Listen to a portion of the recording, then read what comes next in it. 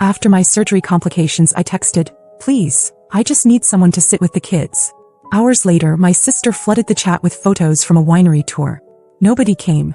3 weeks later, still on pain meds in my hospital bed, I woke up to 68 missed calls and a Venmo request from my mom, $2,600 urgently. I got angry, and there's something gutting about realizing the people closest to you are complete strangers when it actually matters. Not just distant, not just self-involved, I mean completely indifferent to whether you're alive, unconscious, or in need. That's what hit me hardest. Not the surgery, not the recovery. The silence from people who were supposed to care. My name's Haley, I'm 35, a mom of 2 living in Chicago. I've always been the dependable one. Paid my sister Jessica's tuition when she was about to drop out of grad school. Gave my parents money for a new furnace last winter. Helped my younger brother out of credit card debt twice. No one had to beg. I just did it. Because I believe that's what family meant. You step up. So when I found myself in the ER with unbearable abdominal pain and doctors telling me I needed emergency surgery, I wasn't even thinking about myself. My mind went straight to Liam and Ava. They're 10 and 6. No one else was home. Their dad hasn't been around for years. From my hospital bed, still hooked up to fluids and monitors, I texted the family group chat. "Please, I just need someone to stay with the kids for a couple of days." So, I didn't cry or beg. I figured that'd be enough. I was wrong. My sister was the first to respond, not with a word but with a photo. A boomerang of her at a winery, spinning in a floral dress with a glass of rose. The caption said, "Weekend starts now." Nothing else. No call. No follow-up. My parents read the message. I could see they saw it. But they didn't reply. Nothing. Like I hadn't just told them their daughter was going into surgery and their grandkids were home alone. I lay there for hours waiting for something. Anything. But it never came. I woke up after the operation groggy, sore, and still alone. A nurse handed me my phone and I saw the missed calls, not from my family but from my neighbor Mrs. Gutierrez. Her voicemail said she found Liam in the hallway asking if she had milk. That's how I learned my kids had been alone for nearly 2 days. I couldn't even process it at first. Just stared at the wall. Mrs. Gutierrez had called the school and then CPS. Rachel, my cousin, got word and dropped everything. She and her husband Evan drove straight from Aurora, brought food, clothes, and stayed with the kids. They didn't ask questions. Didn't hesitate. Just showed up. Rachel texted me that Ava had been sleeping in a pile of laundry and Liam had tried to microwave frozen chicken nuggets without taking the plastic off. Evan took care of their lunches and walked them to school. Rachel helped Ava with her homework and braided her hair. I hadn't asked them. They just did it. Meanwhile, Jessica was posting selfies holding oversized wine glasses with hashtags like #blessed and #familytime. My mom liked every post. Not one person from my immediate family asked how the kids were doing. They didn't even acknowledge the message. I stayed in the hospital for 3 more weeks. Recovery was rough. Pain meds kept me half asleep most of the time. Rachel and Evan kept everything running at home. I didn't know what I would have done without them. And the truth was, I didn't want to think about it. Then one morning I woke up, looked at my phone and saw it. 68 missed calls from my mother. And a Venmo request for $2,600. The note just said urgent. No message about me. No question about the kids. Just that. And that's when something snapped in me. For the first time in my life, I felt completely done. There's something humiliating about waking up in a hospital bed, still foggy from painkillers, and seeing 68 missed calls from your mother. Not because she's worried about you, but because she wants money. Not one message asked if I was alive. Not one asked about Liam or Ava. Just a Venmo request for $2,600 with the word urgent. I didn't respond. I just stared at the screen, my heart racing like I was seeing something I wasn't supposed to. But it was all right there, black and white. I was nothing more than a wallet to them. She called again that afternoon. I picked up. Without even asking how I was doing, she launched into it. Said my brother's car had broken down, that he couldn't get to class or his job. He said if I cared about my family, I'd help. I waited. Waited for her to acknowledge that she hadn't even responded when I begged for someone to stay with my kids. Waited for her to ask about the surgery. Nothing came. Just more about how I was their last hope. I told her no. Flat out. No apology, no explanation. Just the word. She didn't take it well. Said I was turning cold, selfish. Said money had gotten to my head. That was rich, considering I'd paid off her mortgage just 3 years ago when they were drowning in late fees and pretending everything was fine. She hung up before I could say anything else. Not even 24 hours later, Jessica messaged me on Instagram. Not even a, "Hey, how are you?" Just a question about whether I was still planning to send money for her boyfriend's birthday trip. I didn't reply. She followed up with a comment under one of my old posts. Some people forget where they came from. Like I hadn't just nearly died. Then my dad texted. It was long, rambling, passive-aggressive. He brought up every favor they'd ever done for me, real or imagined. Told me I was abandoning the family. He ended it with a screenshot of a GoFundMe he'd set up for home repairs, and suggested I pitch in like I used to. I was still on antibiotics. My incision was still healing, and I was fielding guilt trips like it was my full-time job. The only person who seemed to get it was Rachel. I called her later that night. I didn't even need to explain everything. She already knew. She told me Evan had taken time off work to stay with the kids and was helping Liam catch up on homework. Ava had stopped having nightmares once she realized they weren't going anywhere. I told Rachel about the calls, the money, the pressure. And all she said was, maybe it's time they learn what life looks like without you carrying them. That sentence hit me hard, because I knew she was right. When I finally got home from the hospital, the house was cleaner than I'd left it. The kids were calm. For the first time in a long time, I felt like someone had my back. But I also knew I had work to do. Over the years, my name had ended up on just about everything. Family phone plans, joint savings accounts, a backup credit card my sister had somehow never stopped using. I'd been the one paying the insurance on my parents' house. The storage unit with all their junk was in my name. They were all so used to the flow of money that they didn't even pretend to be grateful anymore. They treated it like a given. I started unraveling it all. First, I pulled out of the shared savings account. Then I canceled the card Jessica used for emergencies that somehow kept being charged for Sephora orders. I called the utility company and transferred the bills for my parents' house back into their names. I stopped paying my brother's tuition, told him flat out that it was time he figured things out on his own. And I didn't make a speech. I didn't explain. I just cut the cords one by one. The reaction was immediate. Jessica posted one of those vague, bitter quotes on Facebook. Something about betrayal and the pain of being used. My mom sent a mass text to the family chat, making it sound like I was punishing them for not jumping fast enough. My dad sent another guilt-laced message and linked the GoFundMe again like I'd missed it the first time. But this time none of it worked. I didn't cave. I didn't respond. I wasn't just protecting my bank account. I was protecting my kids, myself, my sanity. And without me holding it all together, cracks started showing, fast. I didn't expect them to fall apart so quickly. It had only been a week since I cut off the accounts. No more tuition payments, no backup credit card, no utility bills covered. I figured they'd try to regroup quietly. Instead they imploded, publicly. Jessica was the first to go loud. She posted a long dramatic caption under a photo of her crying on her bathroom floor, holding a glass of wine.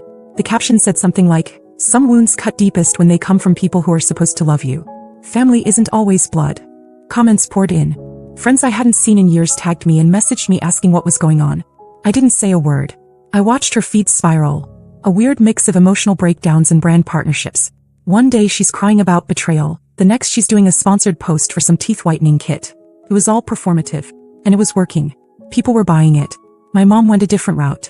She started calling relatives, cousins, aunts, people we only saw at weddings, telling them I had abandoned the family, that I let the kids go hungry to teach us a lesson, that I was hoarding money I didn't even need. She painted this image of me as some cold-hearted, bitter person trying to punish everyone for not coming when I had a small procedure. Rachel heard all of it first. People started calling her confused. One of our aunts reached out and said she was worried about me, that she'd heard I was unstable, that I'd cut off the whole family in a fit of rage.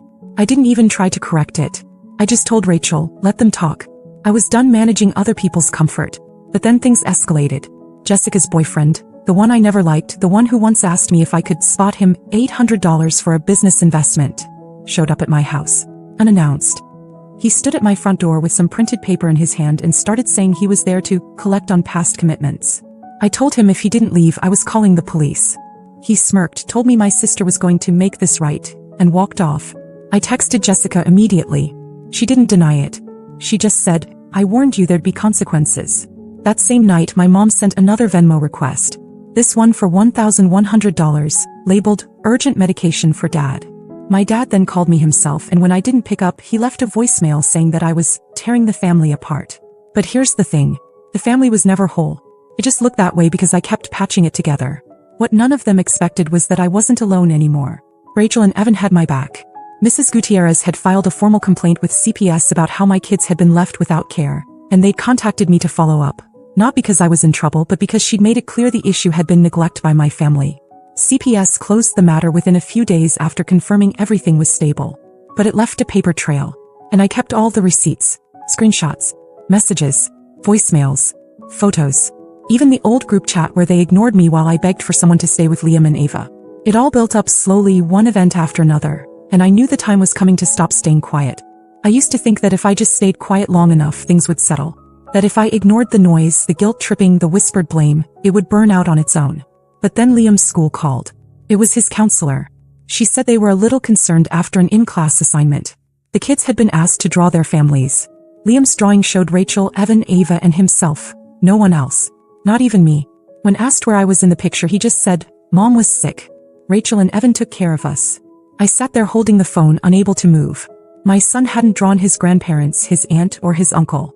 The people who claimed to love him the most weren't even in the picture. And I understood why. They hadn't been there when it counted. Then the counselor said something else.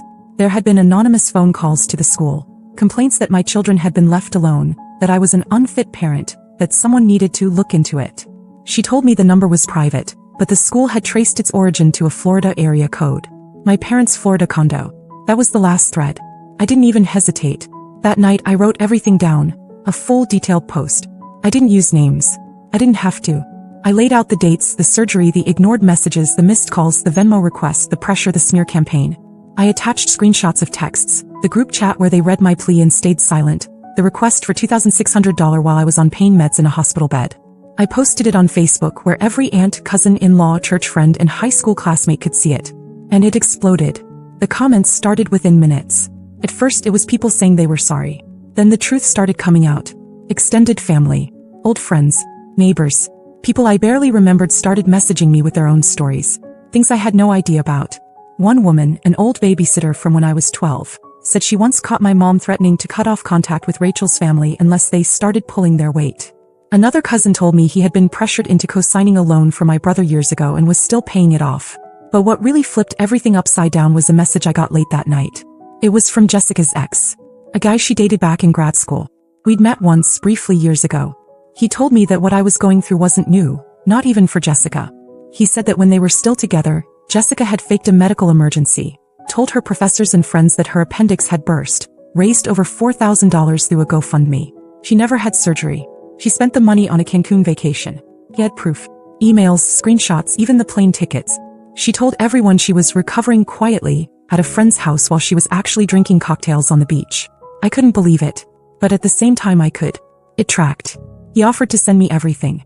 Not for revenge. He said he didn't want to be part of the lie anymore. And then, the unexpected twist that I never saw coming. I got a call from my grandmother. My mom's mom. We hadn't spoken in over a year. She's 83 and usually stays out of the family mess. But she told me she saw the post. Her voice shook when she said she'd always known something was wrong, that she'd seen how my mother treated me, but she kept quiet because no one listened when I tried to warn them. Then she apologized. That stopped me. Because in all the years I'd been shamed, used, or manipulated, no one in that generation had ever once said the words, "I'm sorry." Before we hung up, she said something I'll never forget. "You didn't destroy the family, Haley. You just stopped letting them destroy you." And it stuck. Because for the first time in years, I felt like I wasn't the crazy one. I wasn't ungrateful. I wasn't cold. I had just finally said no. And it was loud enough that other people started seeing clearly too. By the next morning, my post had made the rounds. Jessica deleted her Instagram. My mom posted some cryptic quote about betrayal and forgiveness. My dad tried to act like he didn't see any of it. But it was already out. And what followed next was the one thing they weren't ready for. Accountability. I didn't expect everything to unravel so fast after the post went viral within our small circle. I thought maybe it would stir some tension, a few awkward phone calls, and then fizzle out. But something shifted. The silence turned into consequence, and not for me. The first real blow came to Jessica. Her little side hustle, selling affiliate links and working with local brands on social media, took a nosedive. A boutique skincare brand she partnered with reached out to me privately and asked if the story in the post was about her. I didn't answer directly. I just sent them this screenshot of her winery selfie that she posted the day I went into surgery, right underneath the message where I'd asked for help with the kids. They cut ties with her by the end of the week. Her response was a flurry of stories about online bullying and people trying to sabotage her business. But there were no names. She couldn't name me without confirming what everyone already suspected. Then came my mother. She'd always been the quiet puppeteer, the one behind the curtain keeping the family image polished while pulling every string. But it turns out she wasn't as invisible as she thought. 2 of her old friends, women she'd known since church days, commented under my post publicly asking if what I said was true. I didn't answer. But Rachel did. She replied with just 2 sentences. Every word is true. We have the receipts. After that, my mom tried damage control. Called my grandmother. Called Rachel. Called me 5 times in one night, leaving a voicemail every time, each one more unhinged than the last. The 5th one ended with her saying I had burned every bridge and couldn't be part of this family anymore unless I fixed what I'd broken. I played that last voicemail on speaker while sitting in the living room with Rachel, Evan, and the kids. Nobody said a word. It didn't need commentary. But the most unexpected fallout came from an email I got a few days later. It was from a lawyer. At first, I panicked, wondered if my family was trying to sue me or silence me. But it wasn't that at all. It was a warning. Years ago, my parents had opened a shared account with me when I helped them manage a property they were renting out. I'd forgotten all about it. Turns out my name was still on it, and they'd recently tried to move funds from it without my consent. The account had triggered a flag because the signature didn't match. The lawyer, who handled the property's legal paperwork back in the day, was letting me know I might want to look into it. When I did, I found they'd tried to access nearly $8,000. Money I didn't even realize was still in the account. They hadn't just tried to manipulate me emotionally. They were still trying to drain me financially behind my back.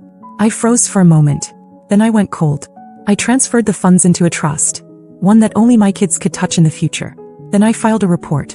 Not to start a lawsuit but to protect myself. I closed every old financial tie that still connected me to them. And just like that, the bridge burned completely. But this time I wasn't sad. I wasn't panicked. I was free. My cousin texted me that night. They thought they were untouchable. They forgot you were the one holding everything up. And she was right. Without me, they weren't just exposed. They were unraveling. Jessica had no sponsor money. My parents were struggling to keep up with bills. My brother even reached out to Evan, not me, asking if he could help him get a job. But I wasn't looking for revenge. I wasn't even happy about it. I just watched it all fall, finally understanding something I should have learned years ago. Sometimes karma doesn't come like a firestorm. Sometimes it just looks like someone quietly walking away and taking the whole foundation with them. It took less than 3 months for everything to collapse. Jessica moved out of her apartment and back in with a friend after her last brand deal fell through. She deleted most of her old posts and started a new account, pretending nothing had happened. My mom and dad stopped calling altogether after the lawyer sent them a formal cease and desist about accessing the account they no longer had rights to. My brother never reached out to me directly again. Evan told me he ended up taking a job in another state far away from all the mess. The messages, the threats, the guilt, it all stopped. Not because they had a change of heart, but because they ran out of access. Once the resources dried up, so did their interest. And I didn't miss them. What surprised me most was how quiet life became. No constant requests. No last-minute money emergencies. No manipulation hidden behind family obligations. Just real peace. Rachel and Evan stayed close. So did my grandmother. We started having dinner together every Sunday, just the 4 of us and the kids. Liam started drawing me in his family pictures again. Ava told me she liked how our house felt safe now. That word hit harder than any apology I never got.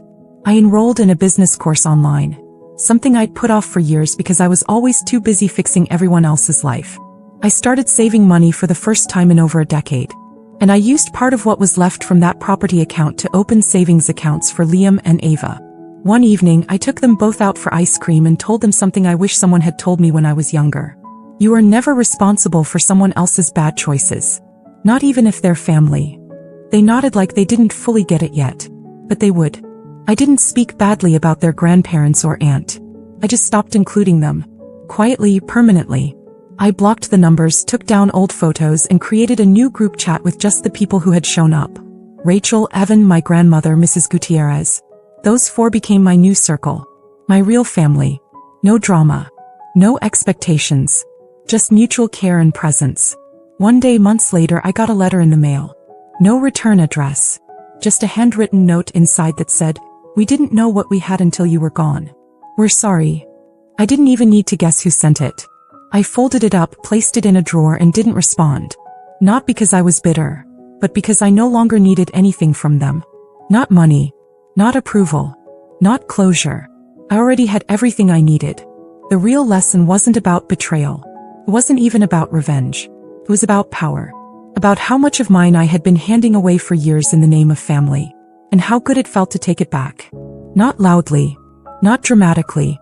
Just completely.